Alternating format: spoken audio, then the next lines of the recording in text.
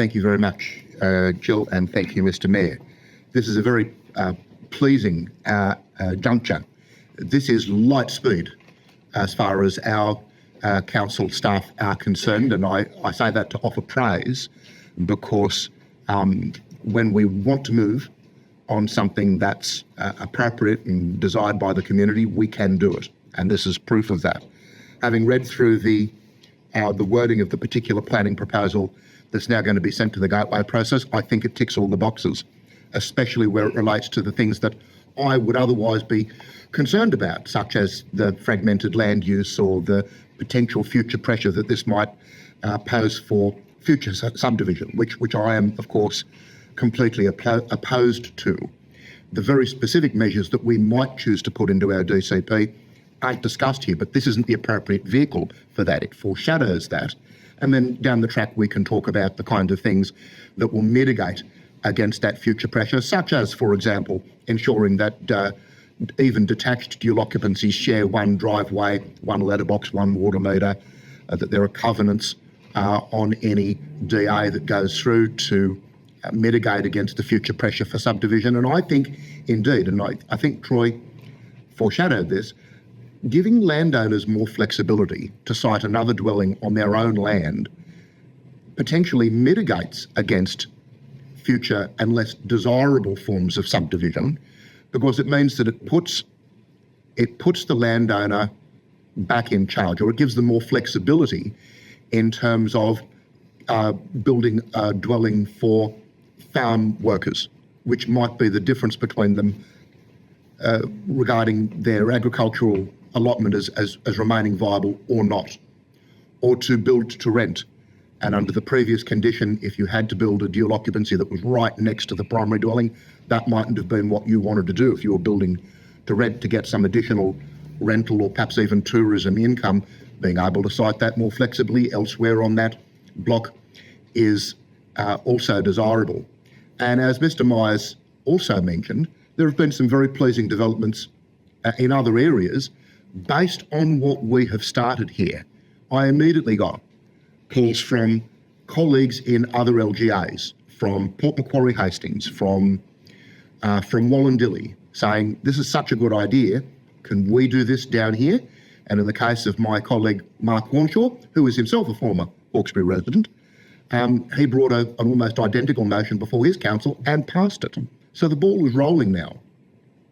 Then I got contact from our friends and colleagues in the New South Wales Upper House, specifically John Ruddock, who has now moved successfully with unanimous support, everybody, Labor, the Coalition, the Greens, the Crossbench, to set up a select committee on rural housing and second dwellings reform to look at this at the highest level and potentially incorporate this into the SEP, which means that it takes these decisions out of the hands of moribund councils that drag their heels very badly on putting desirable reforms like this into their LEPs.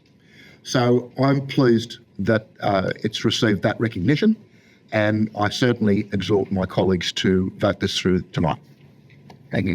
Thank you, Mr. Mayor, and thank you for everybody who's contributed to the debate. Just to answer a couple of concerns that were raised by Councillor Wheeler, yes, it would have been nicer had we been able to move our motion to send off to Gateway with all of the information that the Select Upper House Committee was going to consider first. I think what she needs to appreciate is that the Select Upper House Committee wouldn't have been proposed unless we're leading in terms of trying to bring this kind of reform, and it's come to some higher attention. I'm very gratified to know that our Labor councillor is on board. It doesn't pass my observation that this had I can't say the warm endorsement, but certainly the Chief of Staff of the Planning Minister and even the Premier's Chief of Staff was perfectly happy to facilitate and permit this to get to the Upper House select inquiry stage so that the conversation can take place. So I'm glad that she's in line with her colleagues now. This is something that I think that the state government will appreciate. I mean, I only wish, like Councillor Wheeler said, that we could have done more in the area of secondary dwellings or granny flats But all of that's waiting for us in the LEP.